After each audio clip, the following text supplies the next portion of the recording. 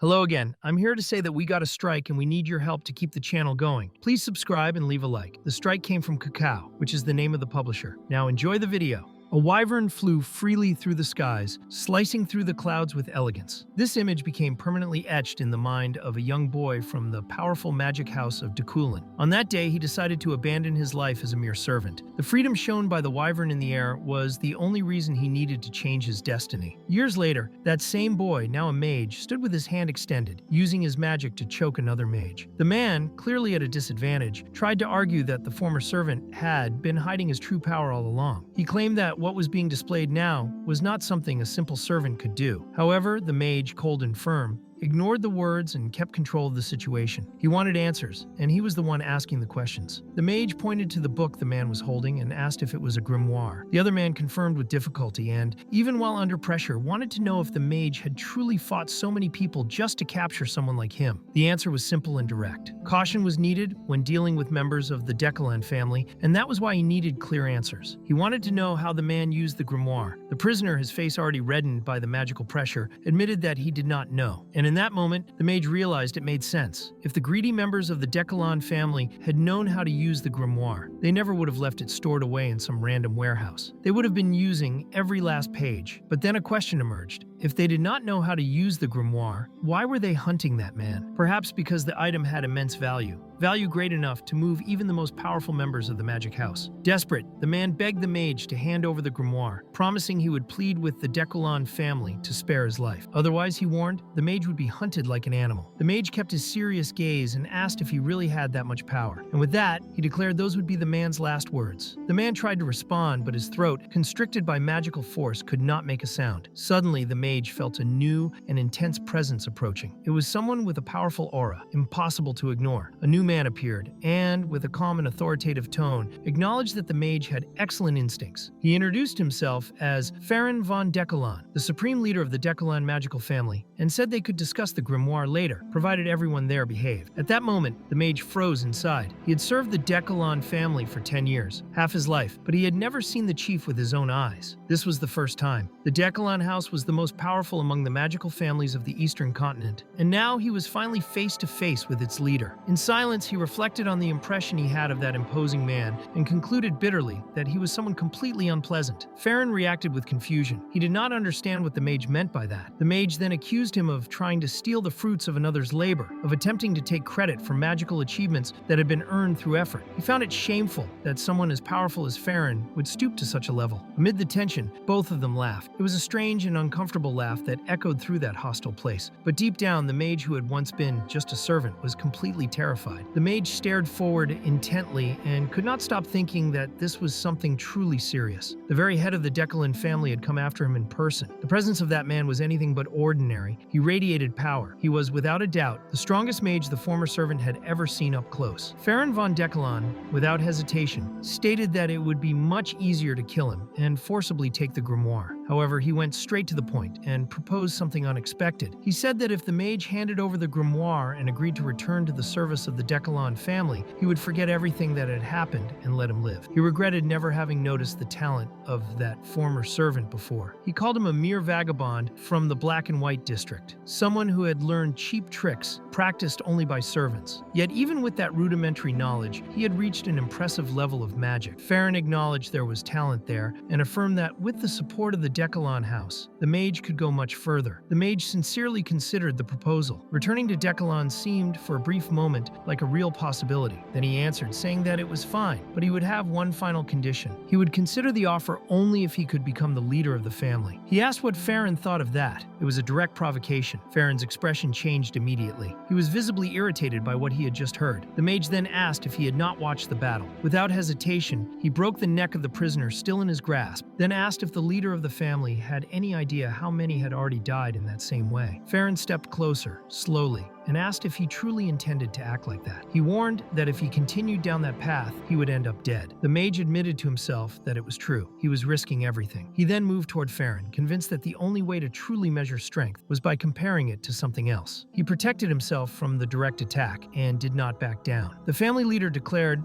that he would put him in his place. He cast a spell and summoned a massive stone stake that shot directly toward the mage. The mage barely dodged it, but he noticed that he could not find any opening in Faren's defense. Faren von Decalon told him that he was thinking too much. He cast another spell and slammed a stone wall against him, completely trapping him. He said that if the mage wanted to compare powers, that was fine. He was willing to show the true scale of the difference between them. An explosive spell followed, hitting the mage directly, as the wall had left him with no escape route. Even so, Faren confessed he had not used his full power. If he had, the mage would already be dead. He had spared him on purpose and now wanted to know how that felt. Still standing, the mage asked what would happen if he accepted the proposal right then. Faren asked if he was being serious, but in the meantime, the mage was already preparing a new spell, this time a powerful lightning bolt. He said he might accept it, but he was tired. Tired of eating dog food, tired of being treated like trash. Then, he fired his lightning with enough force to almost destroy the stone wall. Faren looked at the attack and replied that it was all nonsense. He struck his staff on the ground and summoned a magic circle so vast that it could be seen on the horizon. He finally revealed his true power. A colossal lightning bolt tore across the sky. The mage, stunned, remembered once again the day he had looked up and seen the wyvern flying freely, but now he also remembered the real reason he had looked to the sky back then. After the attack, Faren approached. He admired the fact that the mage was still alive. He said the mage was impressive and asked if he now understood the difference between their powers. The weakened mage asked if, after all that, Faren still wanted him to return as a mere servant. Faren, with a serious expression, replied that he had never said that during the battle. He did not want him to return as just a servant. He wanted him to become the leader of a vassal house of the Decalon family. The mage was silent for a moment. He thought about how that man, the head of the Decalon house, the most powerful in the eastern continent, with enough influence to rival the empire itself, was offering him command of a vassal house. He then picked up the grimoire and said, with a restrained smile, that it was indeed a good offer. Faren added that the mage still underestimated his own worth. He said he wanted not just the mage, but also the grimoire. When the mage finally held out the book, Faren declared that with that act, all his flaws would be erased. From now on, he would have the honor of standing with Decalon. But at that moment, the mage simply burned the grimoire before everyone's eyes. Then, with sarcasm, he asked if Faren no longer wanted the book just because it was a little scorched. Faren, eyes narrowing in anger, stated that he would not have a peaceful death because of that. And the mage, unfazed, responded firmly. He told him to shut up and listen first. Originally, Astur had been just a servant, someone who solved problems quietly and did not care much about money. But everything changed the day he found that grimoire. His reason for taking it was not ambition, but justice. He got involved in the case of an old colleague, also a servant, who had been devoured by the young master of the Decalon family. It was a crime covered up with forbidden magic, and everyone pretended nothing had happened. Faren von Decalon, the head of the family, accused Astur of having used that kind of magic. Astur confirmed it without hesitation. He said the real culprit had been the young master, and that the family had merely hidden what had truly happened. Faren then asked if all of that was for revenge, but Astur answered with honesty. He knew that his life, like the lives of the other servants, meant nothing in the eyes of that family. Even so, all he ever wanted was to help those who could not defend themselves. He knew that to do that, he would need a lot of money. That was why he had decided to retire for good. He no longer wanted to live in the little doghouse the Decalon family offered their servants. The family leader declared that he had heard enough final words. He then summoned the blue flame, the greatest pride of the Decalon bloodline, a flame that never extinguished and was said to make anyone regret to the bone. But Astur, standing before the fire, thought that regret was an empty word. Considering the miserable life he had lived, dying did not seem so bad, and when the flames engulfed his body, he felt something unexpected: freedom. At the very moment he should have been burned to ashes, the fire stopped. Not only that, but time itself froze around him. The grimoire he had burned with his own hands reformed before his eyes. Then the magic of the book lodged itself directly in his chest. He had no idea what was happening. In the blink of an eye, he was no longer on the battlefield, but in a dark alley. Confused, Astur wondered if he had not been dying just moments ago. Everything felt strange yet familiar. He looked around and recognized the place. He was back in the black and white zone, also known as the gray zone. That was where he had lived before becoming a mercenary. It was where he had begged to survive. And when he saw his reflection in the dirty water running like sewage, he saw his own face, but younger. It was definitely him, but he had become younger. The only thing that remained from his old body was the mark of the grimoire engraved on his chest, and he began to wonder if that book was really that powerful. Could it actually make someone go back in time? Even though it was a rare and precious item, Astur did not know much about about it. In the end, he thought that maybe this second chance was something good. He was almost certain it was not a dream,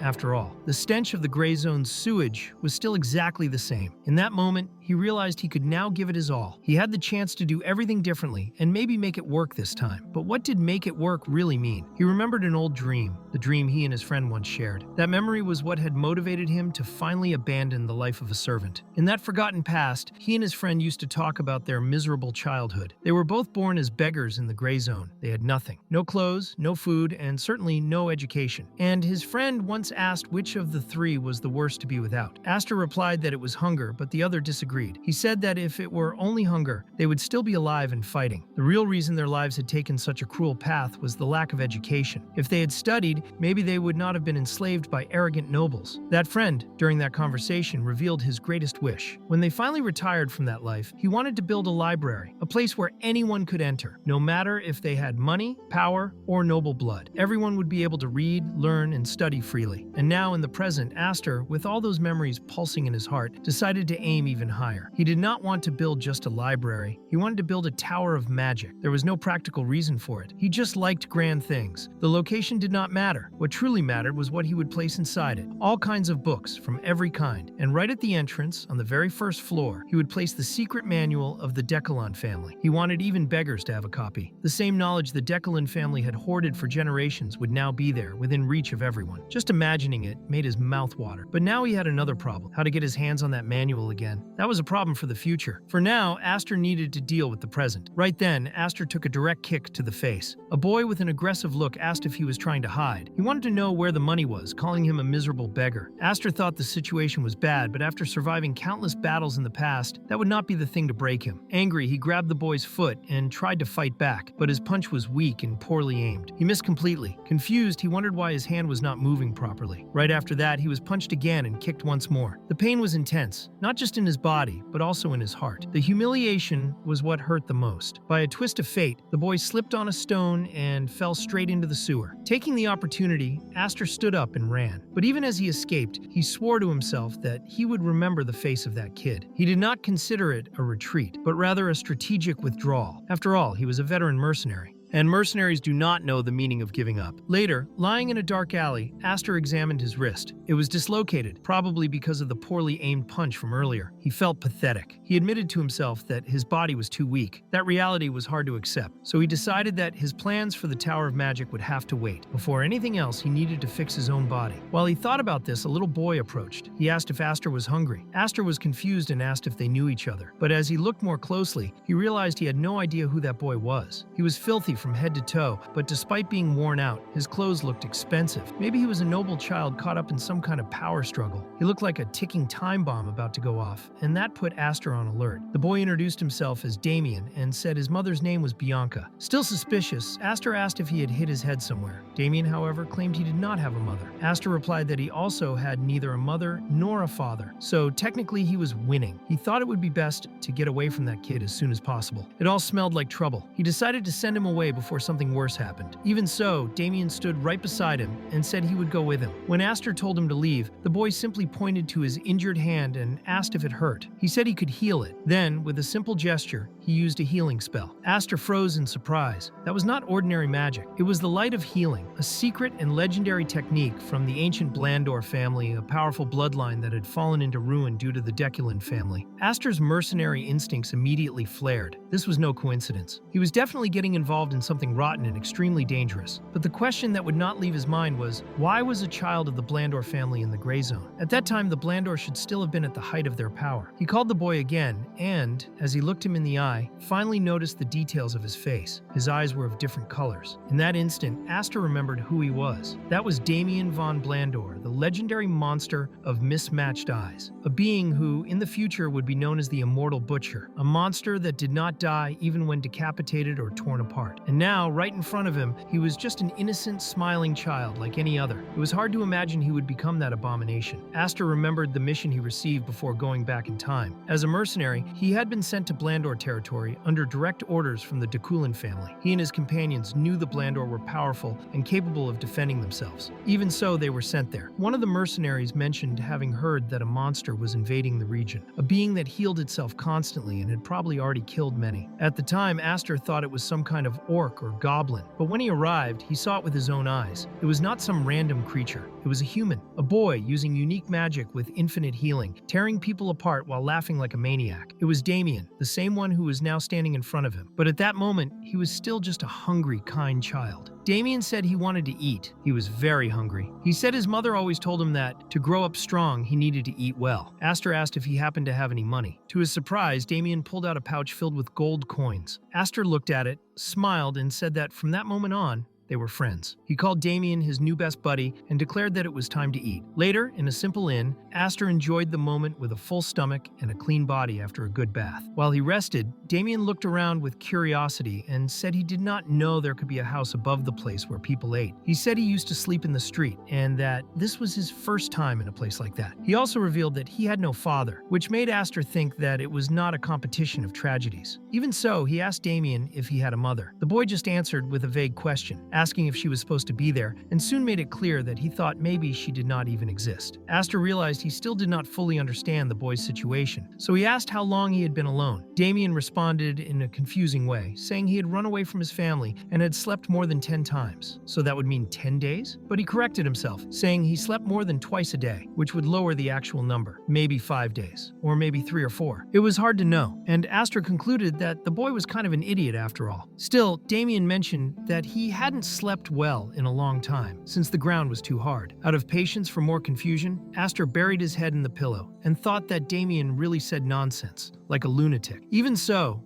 as long as they were together in that gray zone, he could look after the boy like some kind of babysitter. Deep down, Aster thought it wouldn't be so bad to form some kind of bond with Damien. Having someone nearby might help in the future confrontation against the Decalon. And besides, noble families usually had many spells recorded in books, which could be useful for him to build his own power base. Of course, before anything else, Aster needed to deal with his own problems. He had to find that kid who fell into the sewer, uncover the meaning behind the 7 marks on his chest, and focus on what truly mattered. And now, with everything calm, he decided to do exactly that. Damien wasn't getting in the way. On the contrary, he even showed curiosity by asking if he was going to practice magical breathing. Aster replied yes, and Damien said he would try the same later. As he focused, Aster remembered his past life. Back then, he had built his magical foundation using simple spells, taught only to mercenaries. But the limits of that were all too clear. That was why he started stealing spells from nobles, nearly dying many times. Still, it was thanks to that he learned valuable techniques, like the knight's body hardening, spirit summoning, alchemy, and other rare skills. Before dying in that life, he had come into contact with a power absurdly superior. In front of it, he felt like a flea compared to the immense power of Frieren. That was why, now that he had a new chance, he wanted to surpass that limit. This time, he would learn something greater. He would pursue the foundation used by the Decalon themselves, the celestial origin technique. This was a required art among them, capable of unlocking the use of all mana attributes. He had once memorized this technique during research, and now he would finally put it into practice. However, as he began the exercise, the symbol marked on his chest started to burn. It was as if fire were running through his veins. He understood that this was a result of impurities accumulated within his body. Then he remembered a high-level spell used by nobles. This spell forced mana through the body and burned the impurities in the magical circuit. To endure it,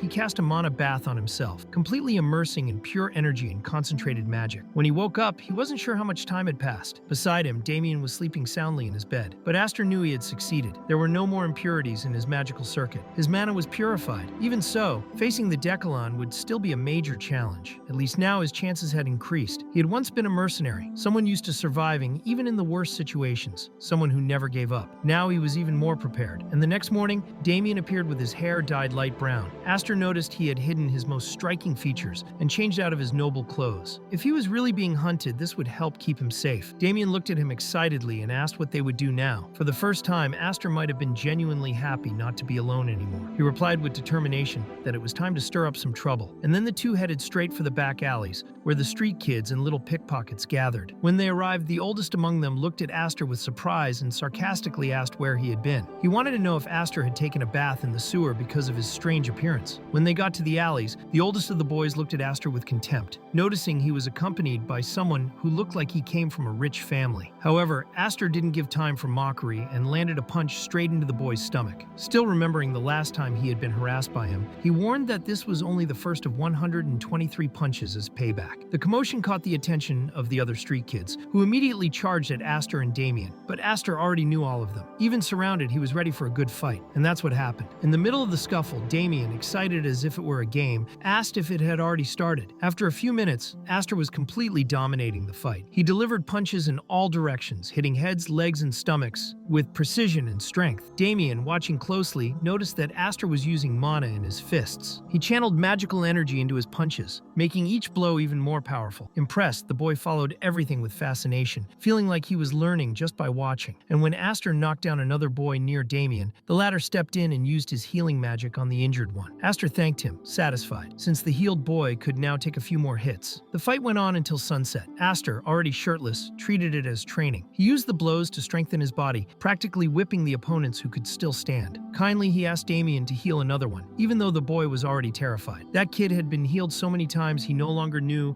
if he was being helped or punished. To him, Aster and Damien seemed like real demons, and every time someone was healed, it was just to be beaten again. By the end of the day, with all the boys defeated and exhausted, Aster thanked each of them. They stood in a line, obedient, looking like little soldiers in formation. Aster said he was proud of them and thought to himself how satisfying it had been to punch each of them in the head over 100,000 times. When one of them asked if they could leave, saying they had already taken enough hits, Aster agreed, but the boy commented innocently that the alley was actually his home. Aster thought he was asking for too much, so in the end, they all ended up sleeping on the streets. Before they could fully leave, Aster felt something strange. A different presence was approaching. It was silent, fast, and carried a malicious energy in the air. Everything suggested it was an enemy, maybe even the one who had been chasing Damien. Aster quickly realized that his current body was not fit to manipulate magic efficiently, but that did not matter much. In his life as a mercenary, he had survived without relying on magic. Now he would do the same. He gathered all the mana he had left, channeling it to his fingertips, preparing a single, concentrated, powerful shot. He knew he would only have one chance. But, surprisingly, when the mysterious figure drew near, it simply kneeled before Damien and looked relieved. He called the boy young master with emotion. Damien, confused, recognized the man and called him Alfredo. The man confirmed his identity, saying he had been searching for the boy for a long time, asking where he had been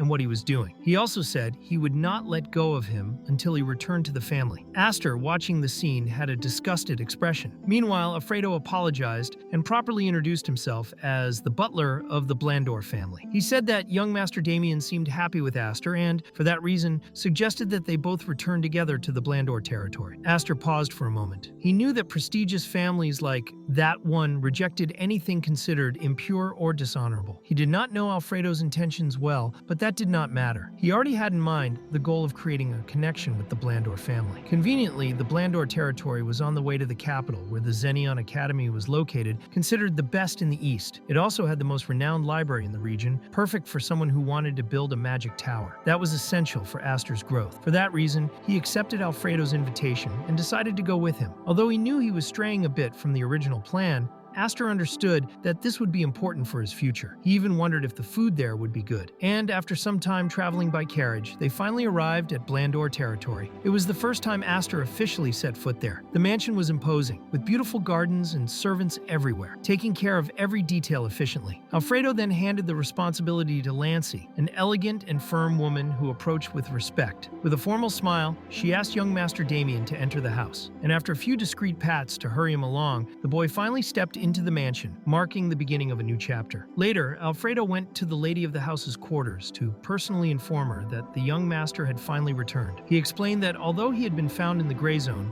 he was now safe, back in Blandor territory. Upon hearing that, the woman became furious. Her expression twisted in anger, and with explosive energy, she loudly questioned how he had ended up in the 7th gray zone. She wanted to know if Damien was truly all right, and warned that if even a single hair was missing from her son's head, there would be no forgiveness. Alfredo kept a calm posture and asked the madam to listen to everything he had to report before drawing any conclusions. When she heard the full story, her expression changed. Although anger was still present, she admitted feeling relieved. For her, knowing that her son son was safe was what truly mattered. Alfredo silently thanked the heavens that everything had gone well, because he knew that facing the fury of a woman known as the Blood Witch was not something easy to endure. Even so, she acknowledged the butler's effort and said he had done an excellent job that day. Alfredo humbly replied that he was only doing his duty, but he mentioned there was something that deserved special attention. He explained that the boy named Aster, Damien's friend, had noticed his presence even while he was using advanced concealment techniques. What was most surprising was that the boy had been prepared to respond with a concentrated magical attack. According to Alfredo, such perception and readiness were not common. It was evident that Aster possessed special abilities. The madam agreed, saying it was remarkable to see a child with that level of talent living in the gray zone. With that in mind, Alfredo decided to take action. The next morning, he sought out Aster and made a direct request. He wanted him to become his successor as the chief butler of the Blandor family. He thought that was a great opportunity for the boy and expected to see him surprised by the proposal. But Aster naturally said he would not accept. That caught Alfredo off guard, making him wonder if he had heard correctly. Even Damien looked confused by the refusal. Aster, however, was straightforward. He thanked him for the offer and said he was truly honored by the consideration, but he preferred to continue as he was. It was not out of disrespect, just a personal choice. Alfredo remained silent for a moment. He thought about the boy's past. Aster had been born in the gray zone and had learned magic by himself, relying only on natural talent. It was admirable. And he, Alfredo, had also come from a common family. He knew what it was like to grow up not knowing where one's own limits lay. He told Aster that the world was vast and that,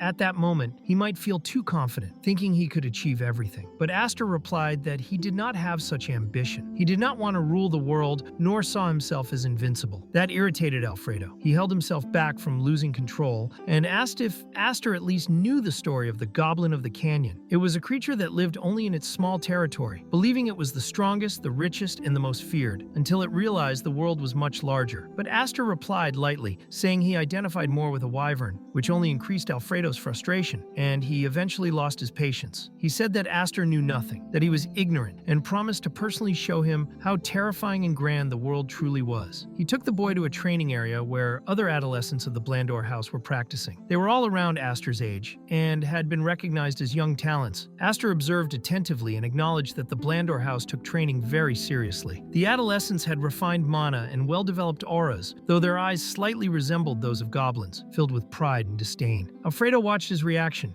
and Aster admitted that he could feel something in the atmosphere. Still, he made it clear that he would not accept the offer of becoming a successor, because he hated the light in a symbolic sense, something related to noble life and rigid obligations. At that moment, one of the trainees raised his hand. It was Winster, who asked permission to speak to Alfredo. He claimed that Aster had only refused the offer because he had not yet felt the weight of true power. He said he wanted to show a little of his magic, not as an official duel, but simply as a demonstration, so that the boy could understand what he was dealing with. Alfredo recognized the arrogance in Winster's words, but found the idea acceptable. A light confrontation could be enlightening. He asked Aster what he thought about it, a friendly match, without resentment. Aster, however, knew exactly what that meant. To all those boys there, he was just a lucky beggar who had appeared out of nowhere, an intruder in their territory. And now, he was about to be challenged. Everyone was probably thinking the same thing. At that moment, Alfredo allowed Aster to choose who he wanted to fight. Without hesitation, the boy pointed to 5 names. It would be a 5-against-1 fight. He seemed overly confident and even provoked his opponents, as if asking whether they were afraid of dying. His attitude surprised many, including Alfredo himself, who became nervous but ended up laughing. To him, that was the true spirit of combat. However, he made a condition. He said Aster would have only 1 minute. If he managed to endure 60 seconds against 5 mages at once, he would win a prize. If he failed, he would have to take responsibility for insulting their families. Aster, on the other hand, believed that Old Man was trying to trap him as a successor, but he still accepted the proposal. Later, everyone was already gathered, ready to watch the match. One of the instructors warned Alfredo that it was dangerous, but he replied that the boy's stubbornness needed to be broken, and this was the only way he would learn. The instructor then realized Alfredo had made up his mind, and if anything happened to the young master's guest, his own career as an instructor would be at risk. Meanwhile,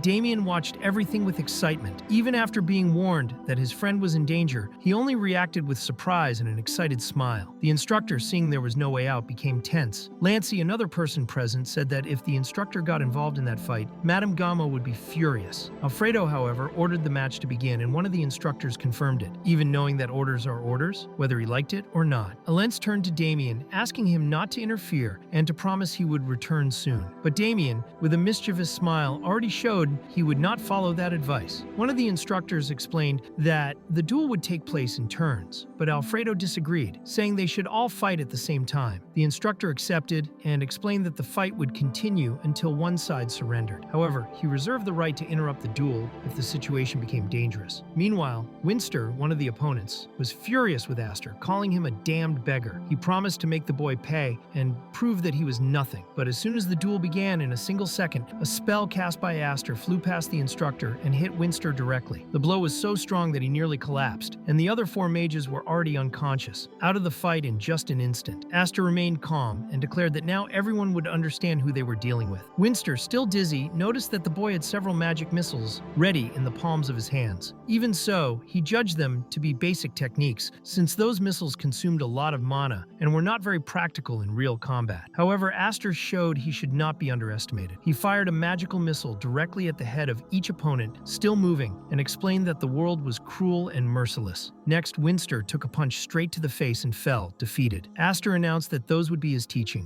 One of the boys shouted that it did not even look like magic, but Aster replied that it was indeed a form of body magic. The kick that followed, charged with mana, was so powerful that it broke Winster's teeth, while everyone around watched in horror as 5 teenagers were literally beaten and trampled by him. Alfredo, upon seeing the result, began to reflect. It really seemed like a compressed magic missile. Judging by the intensity of the spell, it might have been compressed 4 or 5 times. He came to the conclusion that if he had been hit by that during his first encounter with Aster, he would have faced serious trouble. He also could not understand how that boy was so good at fighting. Where did this ability to beat others come from? At that moment, Damien stepped in to help. Using his healing magic, he tried to restore the wounded, once again showing his kind and gentle nature. But the situation became even more serious when Madame Gamo, head of the house, appeared. The instructor immediately thanked Lentz, who had helped calm her down. Madame Gamo then approached, observing the chaotic scene, and firmly asked what exactly had happened there. Alfredo tried to justify himself by saying he was conducting a test, but she retorted that it was not a test. It was a massacre. Seeing the condition of the injured youths, she called out Damien, who was still trying to heal them. She ordered everyone to leave immediately. Damien was to return to his room, and Aster as well. Then she addressed instructor Rafit, informing him that he was fired. Later, Madame Gamo met with Alfredo. She was clearly disappointed. She said she did not know what his true intentions were, but made it clear he had crossed the line. Alfredo apologized, acknowledging his lack of restraint and saying he would accept any punishment. But Madame Gamo continued questioning how he could allow Aster to fight alone against several novices. She also wanted to know if Damien had helped the boy in any way. Alfredo explained that there was no secret plan. The truth was that Aster was simply very skilled. He talked about the magic missile he had used during the duel. It was the same one he had mentioned earlier. According to him, he had compressed that spell 4 or 5 times, significantly increasing its power. Madame Gamo remarked that this meant the boy had excellent mana control. She had not witnessed the duel herself, but she imagined it must have been impressive. After all, he had defeated 5 rookies alone using just a single magic missile. Alfredo also shared that Aster had rejected the offer to become his successor. That made Madame Gamo realize she needed to reevaluate her view of the boy. She ordered that he be brought to her. Later, when he arrived, she was accompanied by little Damien, who seemed cheerful as he offered cookies to the guest. Before anything else, Madame Gamo gave him the prize that Alfredo had promised if he won the challenge. Aster quickly noticed that it was a high-grade pill, something reserved only for the top 5 recruits of the Blandor house. That made him suspicious. In the world he came from, good deeds usually amounted to giving food to poor kids like him. Receiving such a valuable gift made it clear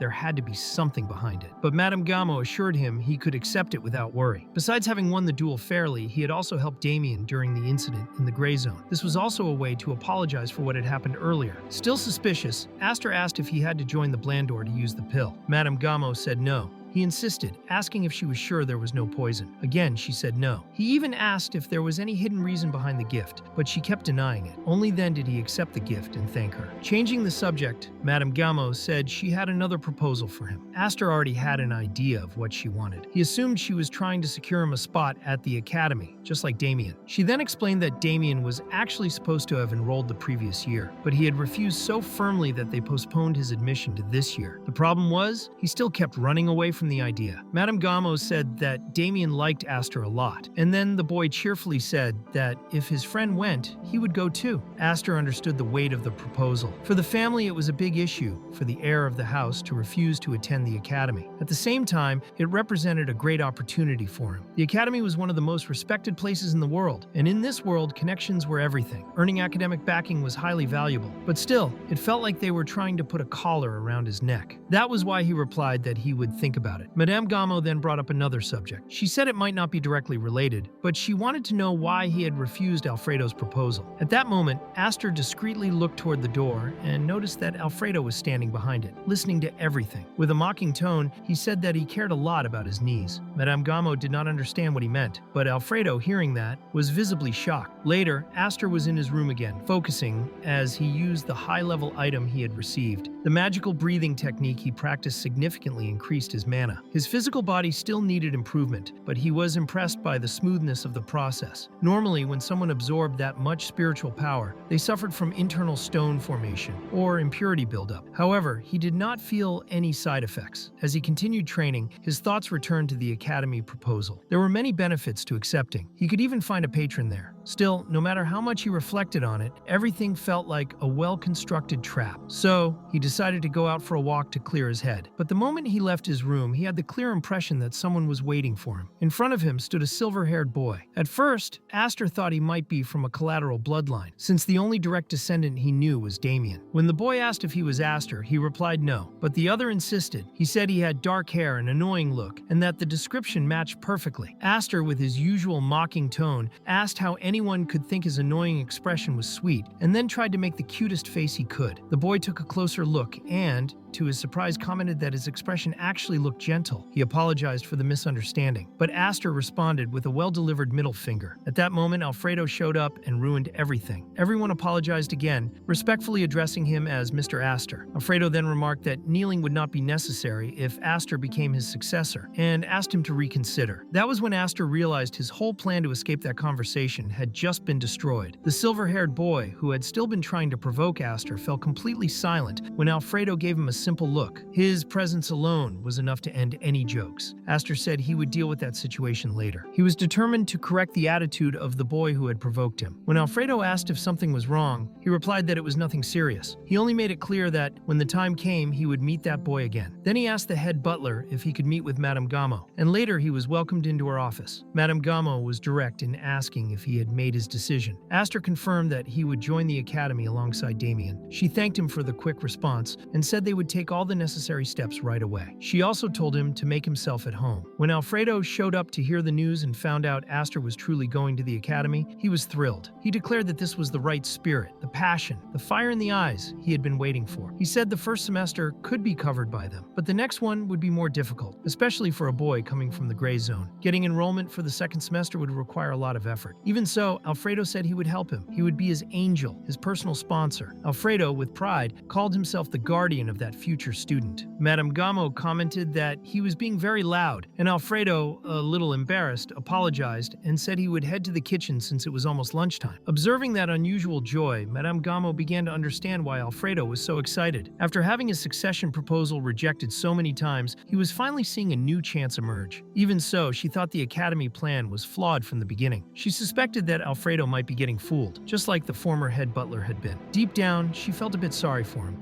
Later, Aster went to the Mage Tower where, according to earlier information, one of the academy leaders was waiting for him. As soon as he arrived, he was greeted by a hooded man who led him to a room where another man awaited. The hooded man warned him to be careful as he passed through the door. Aster entered a dark, dusty office with papers scattered all over the floor. There, he met Wenji von Blandor, a man much older than he had imagined. He also discovered that this was the brother of the boy who had provoked him earlier. During his life as a mercenary infiltrating various academies, Aster had learned an amusing truth about scholarly mages, often referred to by veterans as penholsters. They usually had messy hair and, from pulling their own strands while studying, ended up bald. According to him, the first stage was denial, when the mage still wore a hood to hide hair loss. In the second stage, they would accept their baldness, even if reluctantly. In the third stage, they shaved their heads completely. In the final stage, they would try to invent impossible spells to regrow their hair. So far, no one had succeeded, but surprisingly, Wenji was different. First, Wenji apologized, saying that his his younger brother had likely made a mistake and unfairly spoken ill of him. He stated with certainty that the young master's guest would never behave disrespectfully. Aster then asked if he worked at the Magic Academy. Wenji confirmed, explaining that he was currently the vice-rector of the institution. This surprised Aster, as someone so young holding such a high position within the academy meant he had to be extremely talented. After all, the Blandor family would never place someone from a collateral bloodline in that role without a good reason. Wenji then commented that Aster was different from the other young men he knew, especially compared to the rebellious nobles from traditional families. This left Aster even more confused. The man in front of him was not bald, did not have dark circles under his eyes, and was even smiling. He seemed to completely break the stereotype of a mage that Aster had formed. During the conversation, Wenji also congratulated Aster for being accepted into Zenon Academy, explaining that he himself had graduated from there, specifically from class 145. But he soon apologized for going on for too long and decided to get straight to the main point. He asked if Aster would risk his own life for a friend. He said that this was something that directly affected the reputation of the Blandor family, and if the answer was yes, then he could entrust him with something valuable. It was then that, in front of Aster, the secret book of healing light appeared. Meanwhile, Madame Gamo was calmly tending her garden. She was thinking about how Damien's sudden decision to go to the academy had resolved so many problems that once seemed impossible to handle. She considered Aster to be a great friend. She recognized that he had talent, a polite personality, and although Alfredo sometimes said he was a bit shameless, to her that was normal for someone their age. But what pleased Madame Gamo the most was the fact that Aster, even after finding out who Damien really was, had not changed his attitude. He remained himself without trying to please too much or pulling away. In her mind, that made him someone different, someone who truly deserved to be by her son's side. Still, she also understood that Aster was the type of person who did not belong anywhere or to anyone. He was like a bird out of its cage, naturally free. But even knowing that, she knew she had to keep that boy close. That was why she decided that the Book of Healing Light should be offered to him. The moment the book was presented, Aster immediately thought it was a trap. However, Wenji's eyes seemed too clear and transparent for someone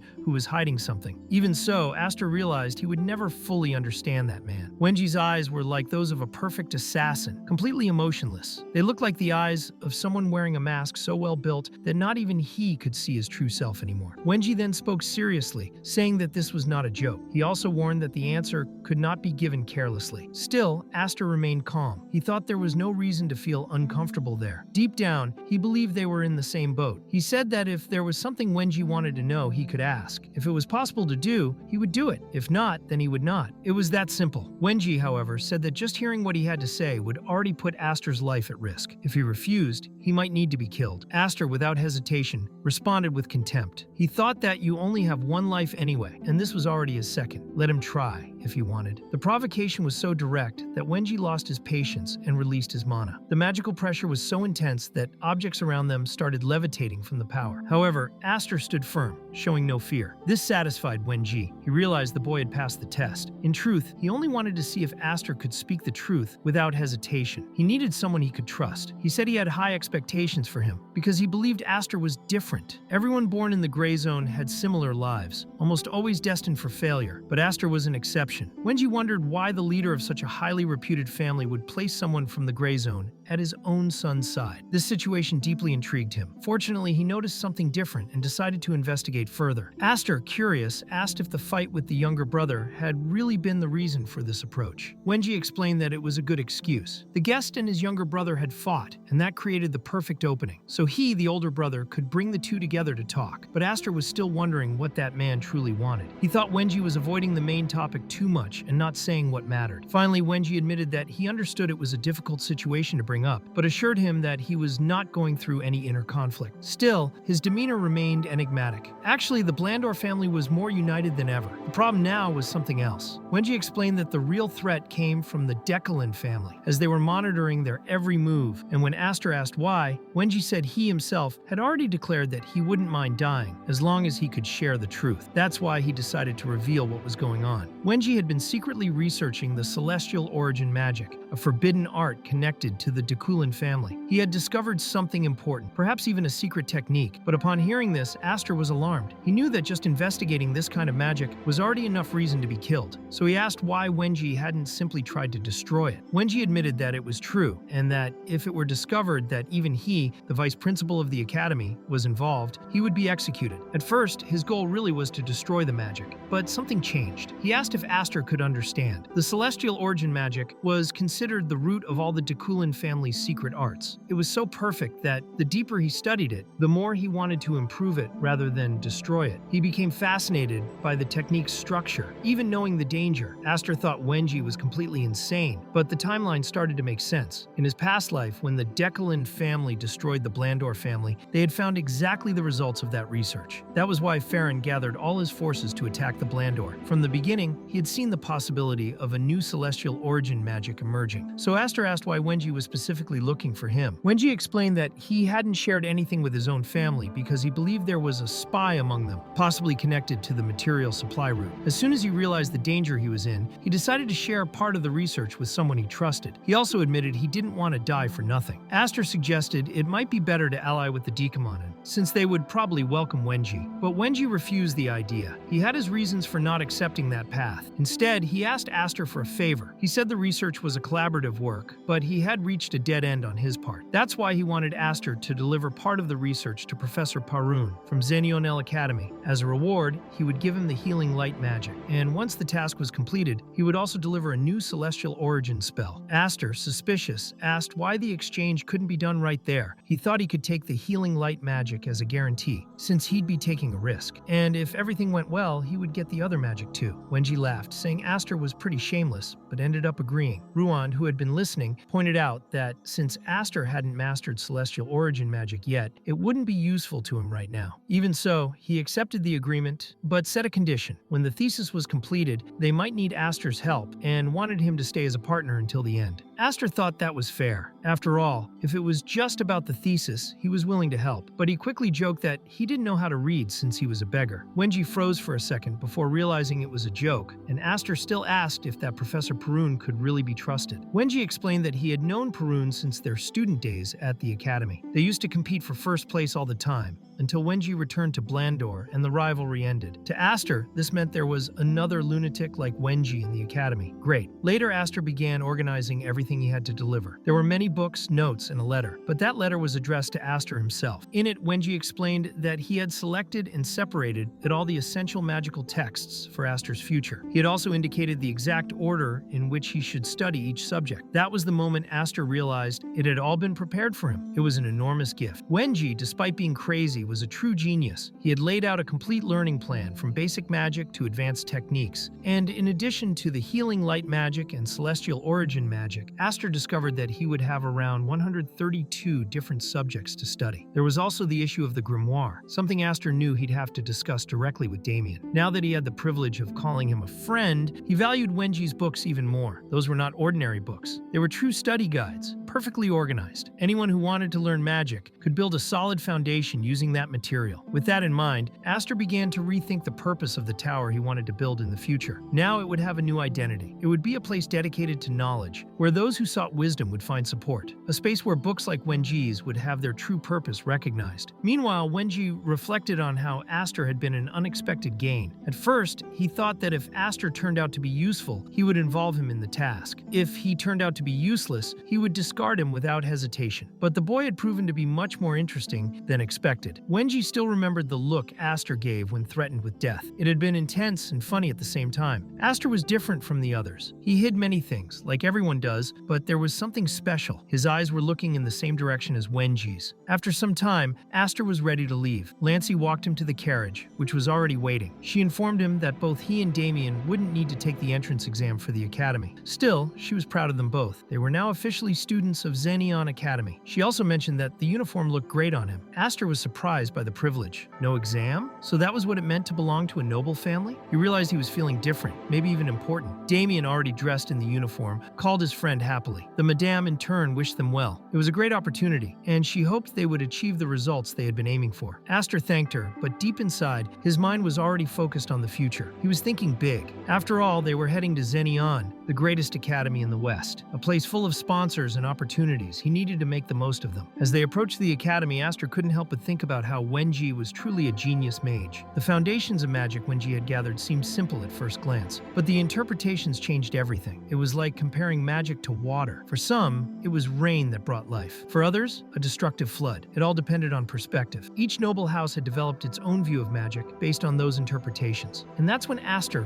finally noticed the alterations Wenji had made to the celestial origin magic. But he didn't have time to think deeply about it. Damien interrupted him, calling his attention. They had arrived at Zenon Academy. Unfortunately, Lancey couldn't go any further with them. The carriage would stop there, and it was time to say goodbye. She wished them good luck, and Damien, excited, gave an overly dramatic wave. Then he pulled his friend along in a hurry. Damien mentioned that Lancey had warned them that if they arrived too late, there might not be any seats left. Aster found it curious. This wasn't a play where the early birds got the best seats, but deep down, he understood that the real purpose was to keep Damien from wandering off and getting lost. So he let it go. Shortly after, inside the main auditorium, Damien was completely excited. He said Lancey was right, because if they had taken any longer, there would be no place to sit. It was packed. Aster looked around, analyzing everything carefully. They were in class M3, seats 11 and 12. Damien seemed a bit anxious, and kept insisting they sit quickly. Aster found it interesting to see how excited Damien was, especially considering that in the beginning he said he didn't want to come to the academy at all. But then, something unexpected happened. Someone bumped into Damien and knocked him over. It seemed intentional, and the one responsible was a much older man. Aster quickly stepped in to help his friend up. Damien, however, didn't seem bothered. He just asked the man to be more careful next time, but the man wouldn't let it go. He angrily asked what had fallen on his clothes. That's when Aster noticed it. Damien had drooled on the man's outfit. Calmly, Damien said he would clean it without a problem. He licked his finger and rubbed it on the stain to clean it. The gesture made the man furious. In the next moment, he tried to attack Damien, but Aster was faster. He grabbed the man's fist firmly and warned him that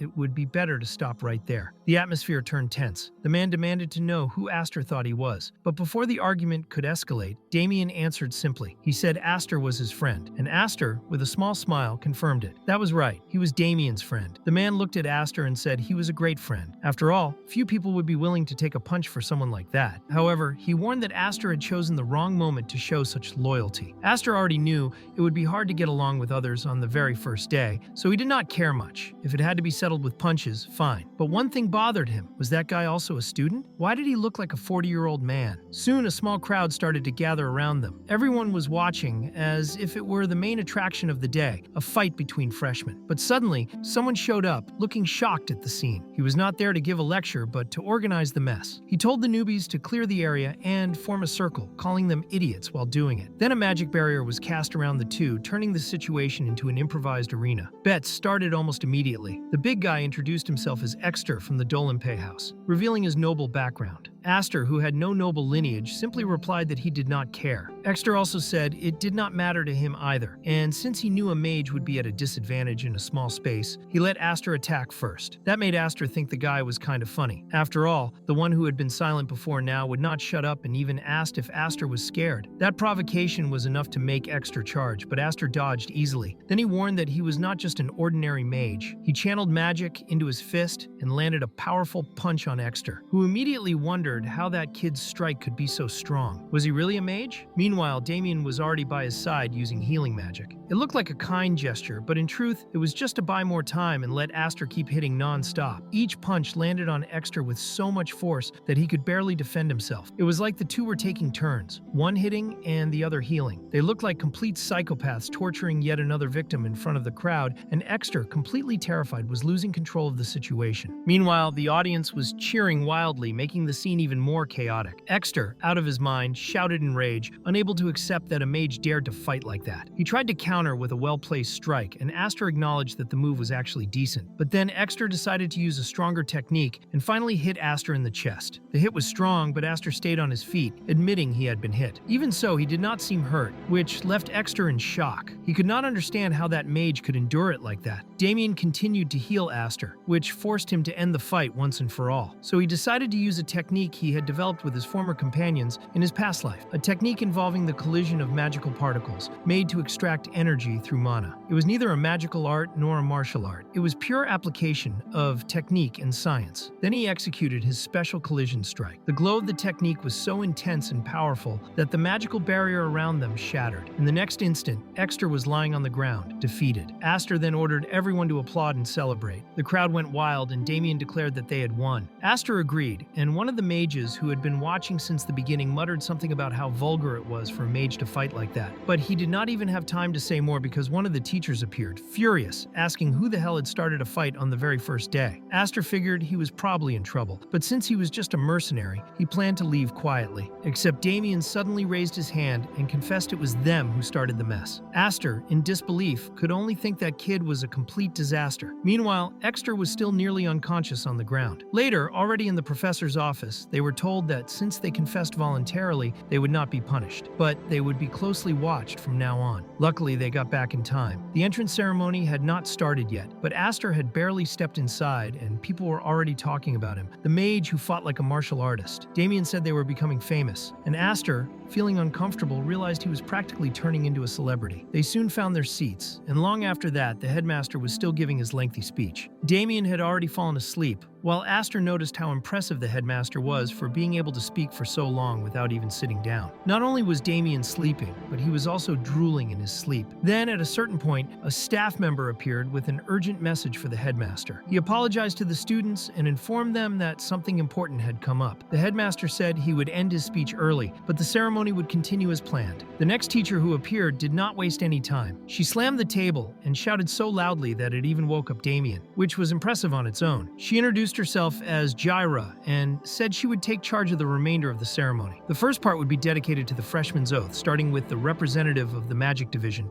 Dahlia of Denai. As she walked up to the stage, many students whispered about her fame as if she were a celebrity. She was the third daughter of the head of the powerful Nai family, considered a rising star and a prodigy in the field of magic. Watching from a distance, Aster thought that if the Deacon family was the most powerful in the East, then the Nai family was in second place. Dahlia had grown up carrying the weight of always being second best and was preparing to lead the next generation of her house. Even back when Aster was already close to retirement, she had never needed his help. In truth, they never got along. Some would say they were terrible friends, but in reality, it was just a long-standing rivalry. After her, Jaira called the representative of the martial arts division, a student named Paul. Since no last name was mentioned, Aster assumed he was not from a noble family. Once the oath was completed, it was time to introduce the teachers of class 172. And just as Dahlia was stepping down from the stage, she glanced directly at Aster. For some reason that distracted her so much that she tripped on the step and fell flat on her face. The teachers introduced themselves one by one, some giving long speeches, others being more brief. But Aster was waiting attentively for only one of them. Finally, the professor he wanted to approach appeared. Perun, responsible for the classes on magical principles of magology. At first, Aster thought he might resemble Wenji, but he was completely different. Still, he believed Perun was also wearing a mask, just like Wenji used to. When Jaira announced the end of the ceremony, everyone was instructed to head to their dormitories. Damien, as usual, had fallen asleep again, leaning against a wall. When he was woken up, he asked if everything was already over. Aster said yes and joked that since he got caught sleeping, they both had been kicked out of the hall and had to return to the dormitory. Damien, startled, did not even know how to react. Later, already in the dorm, Aster thought he did not expect Damien to scream so much over something so small. It had just been an innocent joke. Thanks to his good relationship with Damien, who had important connections, Aster managed to get a room on one of the higher floors of the dormitory. It was a spacious and refined room with all the materials he would need: notebooks, pens, utensils, and a solid structure. However, his roommate would not be Damien, but rather Paul, the same martial arts representative. When they met, Paul got straight to the point. He said he preferred they did not get involved in each other's business, and that Aster could do whatever he wanted, like staying up late, as long as he did not disturb him. The two stared at each other as if they were about to fight. Aster did not respond immediately. He was curious to see how skilled that guy really was. He took a step forward, as if he were about to attack, and at that very moment, Paul reached for his sword, showing he was ready. Aster recognized that he was not bad at all. Before things could escalate, Damien appeared and called his friend to go out. Aster, unconcerned, said he was going for a walk and, in return, did not want to hear complaints if he made noise after midnight. Later, Damien asked who Aster's new roommate was, but he honestly replied that he had no idea. He said he was too busy to pay attention to that. Damien, excited, suggested walking around the academy. Len, who was with them, commented that there were many interesting things to see there. Aster agreed. He knew Zenon Academy was huge, and for that reason, it was important to get familiar with the surroundings. Despite the walk, something was bothering Aster. It had nothing to do with his past life, but his senses were on high alert. He felt that something was wrong. When he looked at the academy rooftops, he noticed the presence of mercenaries working under the Decalon family, hidden and watching. Still, the group continued their tour. They spent the day exploring the place, and Damien was impressed by absolutely everything he saw. One of the most memorable stops was a large artificial lake in the center of Zenon Academy. Aster thought Damien looked more like a babysitter than a student. He suspected that Lancey had thrown that responsibility on him on purpose, but he also knew Damien had a peculiar temperament, so he promised himself that one day he would make Lancey pay for that. In the end, he suggested that Damien ask to have a similar lake built at home, since he liked it so much. Damien, still excited about the lake they had visited, said he would build one even deeper than that. Aster, with his usual humor, replied that it was simple, just dig a hole and pour water into it. Somewhere far away, Lancey sneezed without knowing why. When they came across a large magical statue,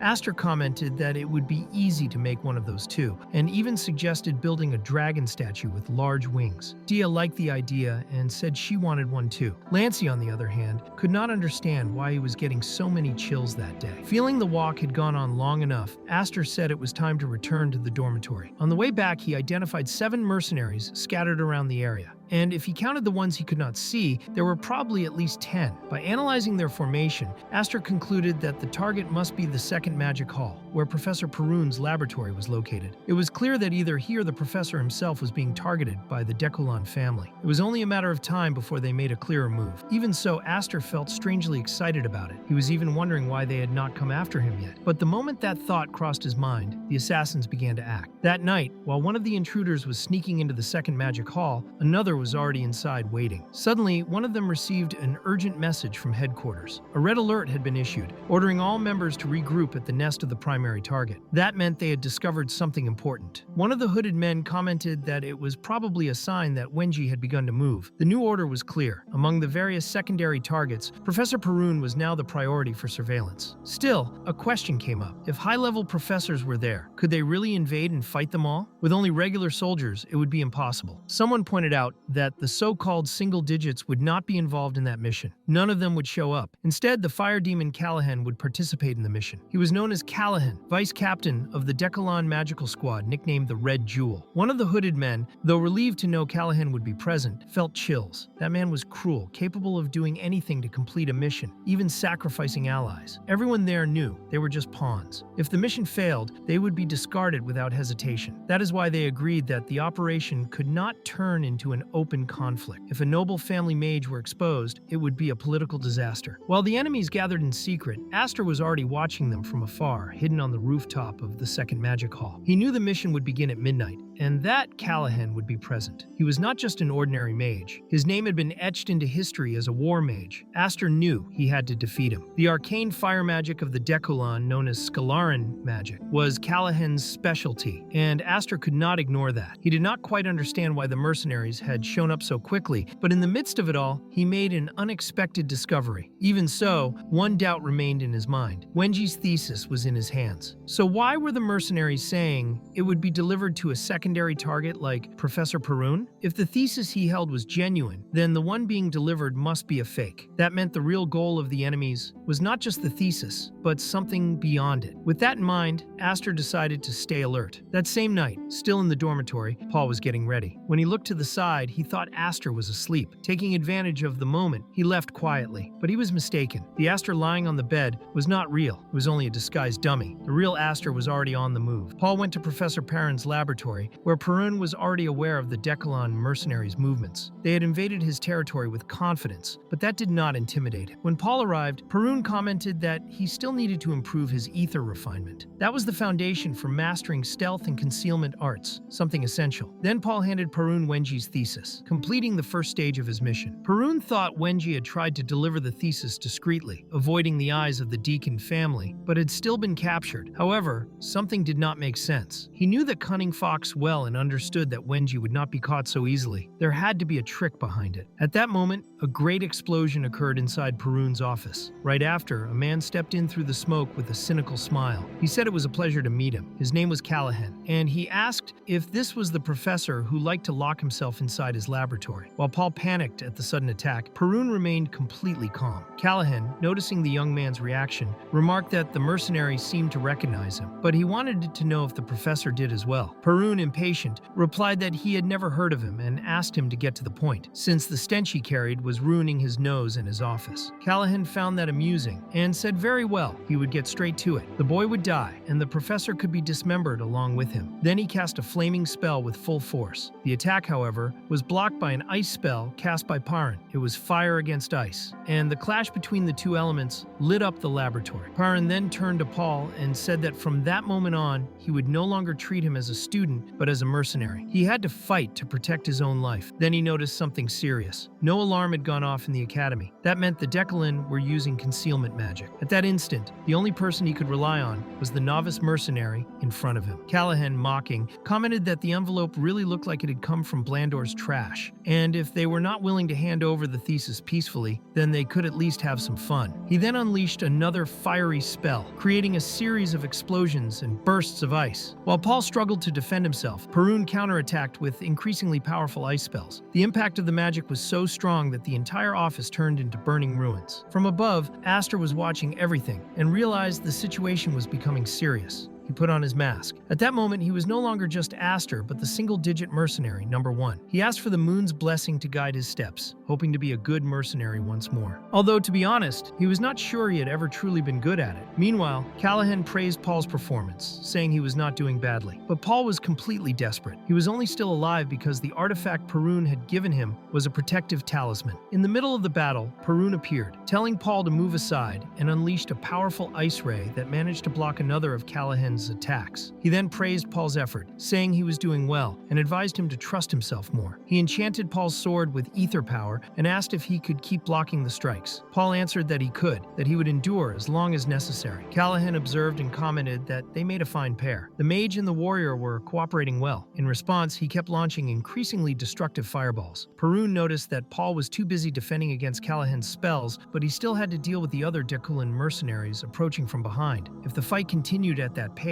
the outcome would be bad for both of them. So Perun decided to play his final card. When the problem lies in spells and mana consumption, a battle for magical territory control begins. And he was curious to see how long Callahan would last. He changed his approach, abandoning elemental spells and starting to use pure magic. Callahan, seeing this, understood that the professor wanted a contest of raw power. He accepted the challenge with a smile. The two began to clash with pure magical energy against each other, creating an explosion so intense that even Paul, who had stepped back, was hit by the shockwave. At that moment, he realized clearly that the two fighters in front of him were true monsters. There was no room for him to act, no openings to counterattack. He simply could no longer keep up with the pace of the battle. Outside, a gigantic storm had formed. It was practically a magical cyclone swallowing the entire academy from the inside out. The other mercenaries from the Decalon family, who were trying to invade the place, quickly realized that entering would be suicide. The magical energy being released was terrifying, and while they were still counting how many soldiers they had left, they were surprised by one of them, a hooded figure who had already been waiting. And of course, the one who had gotten past all the mercenaries and approached Callahan with ease was Aster. He appeared suddenly, confident, as if he were just having fun, and made sure to announce his arrival in theatrical fashion, showcasing his entrance like a stage performance. Callahan, surprised and irritated, could not tell if the boy was taking things seriously, but had no time to think. Aster grabbed him by the neck and declared that this place would be his grave. With no alternative, Callahan retaliated with a point-blank magical explosion in an attempt to escape. The impact was strong, but it had a severe side effect. The sudden shift of mana inside his own body caused him to cough up blood. In that state, Callahan could no longer channel magical energy for a few seconds, leaving him completely vulnerable. And Aster, of course, would give no chance for recovery. Other mercenaries from the Decalon family soon appeared to help, trying to protect him. Meanwhile, Callahan managed to use a potion to stabilize his mana flow, but was shocked to see the power of that masked man. Alone, Aster was taking down down all the other mercenaries mid-air with terrifying efficiency. His movements were precise, calculated, without any waste. It was surgical combat execution. Callahan, watching all of it, decided he could no longer hold back. He summoned all the firepower he had left and declared that, even without knowing who that man was, he had to die there. The next flame blast was so powerful that it burned even the Decalon allies, all to hit Aster with full force. The explosion was so violent that it created a crater, and Callahan, seeing it, believed the masked man was finally dead. He did not care about the sacrificed mercenaries. The most important thing was completing his mission. While taking another booster potion, he tried to regain his composure, telling himself that losing control did not suit him. That was when a voice interrupted, asking if that was all he had. Callahan, on the outside, might seem like a lunatic, but on the inside he was cold, calculating, as cunning as a serpent. From the beginning, he had planned to kill all the other mercenaries along with Aster, and now the scene was simply the result of that strategy. But Aster had not been defeated. He was already prepared to deliver the final blow and precisely blast Callahan's head. He said that cold-heartedness would be the reason for his death. The magical shot he fired was condensed, direct, and so fast that it pierced Callahan's head like a sniper bullet, leaving a clean hole in his forehead. The body collapsed to the ground, lifeless. Even so, Aster was exhausted. It was to be expected, since fighting someone like Callahan was no easy task. Any other mage would have been eliminated in that ambush. Callahan's final spell, though deadly, ended up being his own undoing. If he had joined forces with the mercenaries, instead of sacrificing them, he might have had a chance.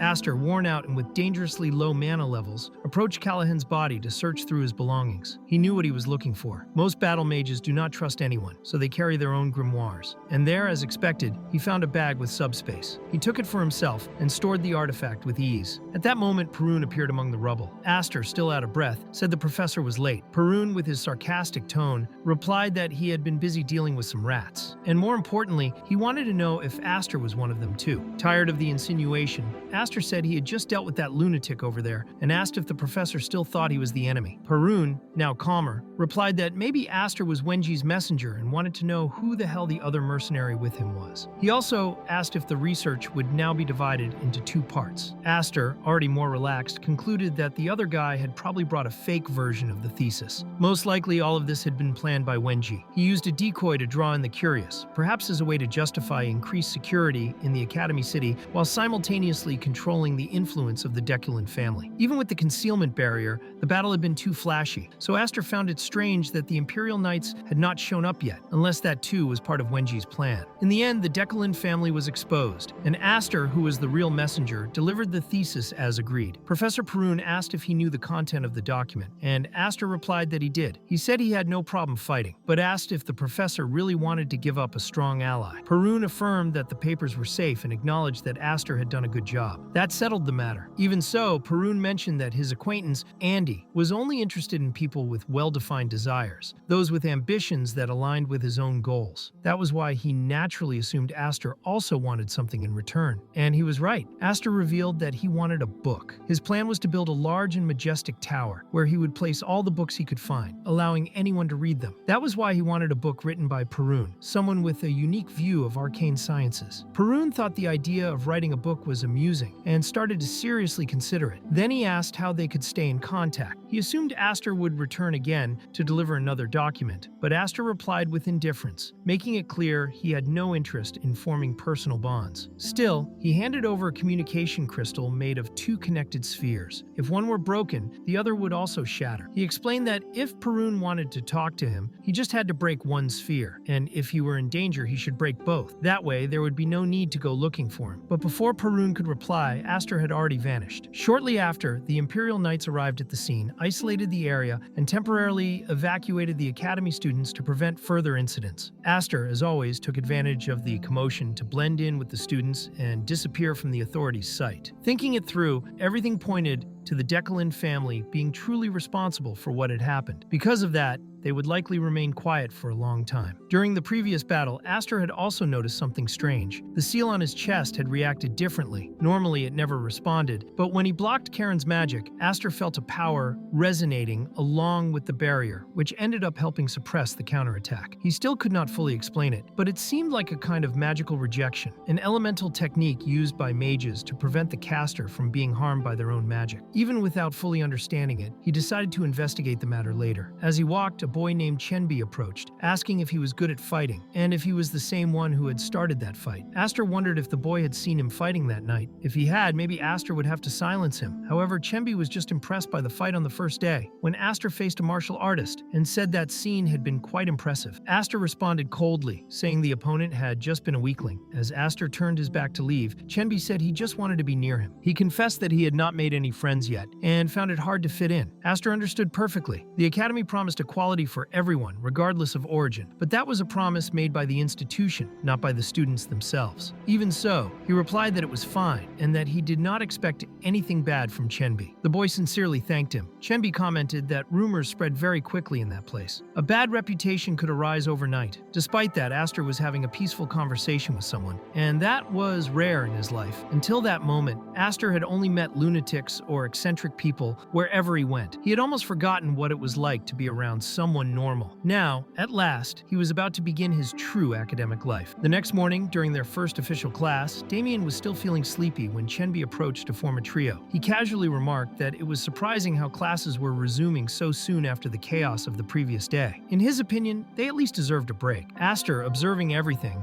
thought that based on their earlier conversation, Chenbi probably did not come from a noble family and did not seem to have much money. Even so, he was cheerful, showed no shyness, and seemed like a decent person. Chenbi himself commented that on the way to class, he had found out who their teacher would be. It was Miss Jaira, who was famous for having fought off an entire order of trolls on her own, and won. Shortly after Jaira arrived, Aster recognized her from the entrance ceremony, although he had not known her name until then, since he had not paid much attention at the time. The teacher began the class by explaining that there had been a minor disturbance the previous day, but that it should not be a cause for concern. From that point on, the focus should be on learning. Before beginning the lesson content, Jaira explained that she needed to measure the mana of each student. This measurement would assess both the quantity and the quality of each person's magical energy. She then asked the class what they thought was more important, the quantity or the quality of mana. A student named Argan raised her hand and answered that for those who already had a certain amount of mana, the quality would be more relevant. In a clash between mages of the same level, the quality of mana would determine the winner. Aster silently agreed. That was the answer found in books. Mana quality influenced the precision, stability, and power of spells. Even with a large amount of mana, it would be useless if it could not hit the target properly. Jaira then asked where Arjun was from, and the student replied that she came from the barony of Palan. The teacher commented that it made sense, and Luna, one of the students, looked visibly shaken by that. Soon after, Diana asked if anyone else would like to try answering. Since no one volunteered, the teacher randomly pointed at another student. The chosen one said that maybe mana quantity was more important, because in large-scale battles, those with more mana could cast more spells. Aster considered that perspective valid. In certain situations, both quantity and quality could be essential, depending on the type of combat. Even so, Jaira made a disapproving expression. Then all the other students began offering their own answers, but none seemed to satisfy the teacher. In the end, Jaira said she had listened carefully to all of them. She said those answers were close to the truth, but none were truly correct. While she spoke, one student was still quietly crying. The teacher asked everyone to reflect on what they had said. She wanted to know if they had answered based on something they truly believed, or if they had only said what they thought she wanted to hear. According to Jaira, a mage must never lose their own conviction. Regardless of the place or situation, one should not act based on others' opinions. A true mage needs willpower and resolve until the end. To her, that was the mindset of a mage. From that moment on,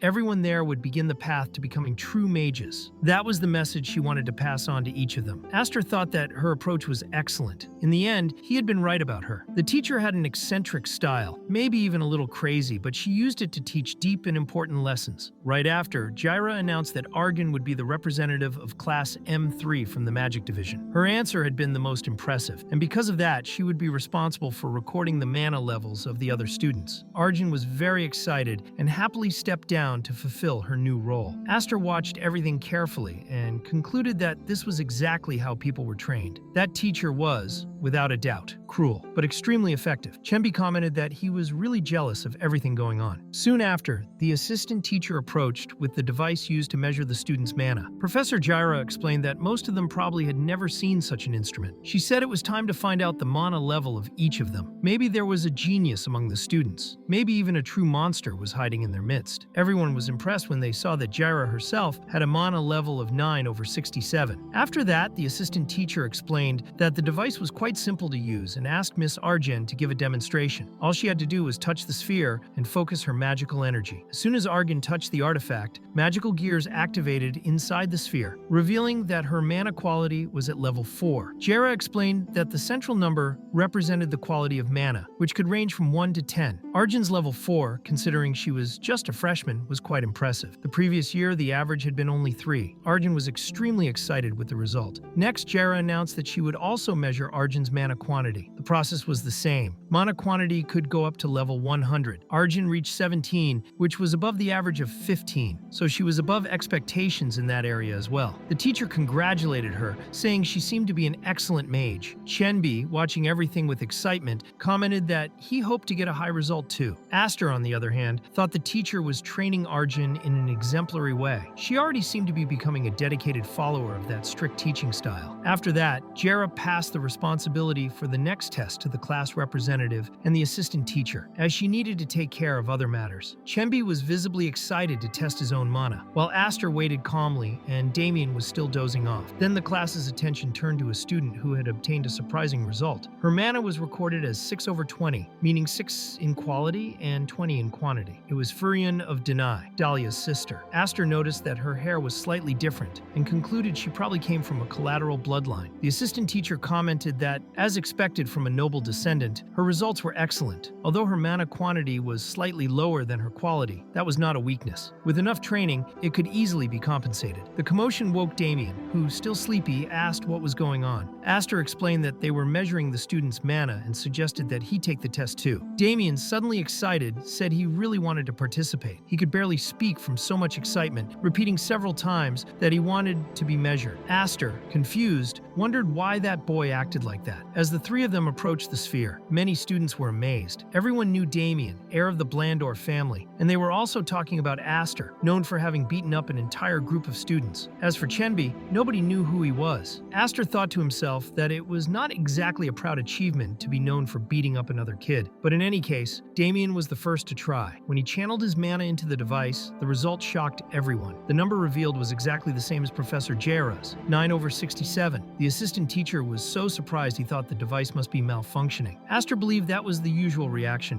when people faced a true genius. It was like an unscalable wall rising before their eyes, something impossible to surpass or even comprehend. Damien, curious, asked if that number was considered high. Aster already knew from the beginning that Damien was a genius. Now he understood even better why the so-called monster of Blandor was so powerful. Damien had simply been born that way. In his past life, if Damien had truly dedicated himself, he could have changed the fate of the entire continent. But this time, things would be different. Blandor would become a colossal obstacle to the Decalon and would lead Damien to surpass all common limits. The assistant teacher acknowledged that Damien was truly worthy of the name he carried. It was an impressive result, but he warned him not to be consumed by ambition. Damien simply replied with a fine. After the mana test began, someone asked if Aster had already done his. If not, he would be next. Aster realized that everyone was curious about his mana level, especially because they wanted to compare it to Damien's. To avoid drawing too much attention, he decided to adjust his energy and hide a bit of his true power. He did not want to stand out too much, but when he touched the device, he realized too late that the limiter was set too low. The amount of mana released was far beyond what he expected. The number shot past 10 and continued climbing beyond 40. The device kept escalating the level without stopping until it eventually crashed with an error for exceeding the supported limit. Damien thought it was amazing. Aster, on the other hand, realized this was bad. The device had simply stopped working. The professor suggested getting another device to redo the test, but Damien insisted it was accurate, that the result was real. Internally, all Aster could think was how badly he wanted him to shut up. The professor restarted the device and asked Aster to try again. This time, Aster controlled his mana more carefully. The new result was modest, 3/15, a standard, discrete number. But Damien, still suspicious, commented that it was nonsense. A very bad word. Aster, surprised, wondered since when Damien used that kind of language. Damien explained that a friend had taught him. He said that when something seemed like a big lie, people usually used that expression. Aster grew concerned. He realized he would now have to be more careful about what he said around the boy. He could not just say anything anymore. Meanwhile, in the first department of magic, Professor Jira was noting that the renovation of the second department was going well. She was reflecting on the recent incidents involving Decalon, the mage named Callahan, and also Parun, who was once a famous name in the past. She believed she could handle the situation, although she did not consider it her direct responsibility. That was when the assistant teacher arrived, bringing the mana test results. As she had suspected, most students had average results. The only one who exceeded the normal limits was Damien, which came as no surprise. After all, he came from a noble family and had natural talent. But what truly caught her attention was Aster's result. His first reading had triggered a code for exceeding the limit. That alone was enough to spark the professor's interest. She decided that from now on, she would observe that boy more closely. Back in class, Aster was already scolding Damien for repeating bad words. He said it was not a nice thing to say, and he added that the expression was his in the first place.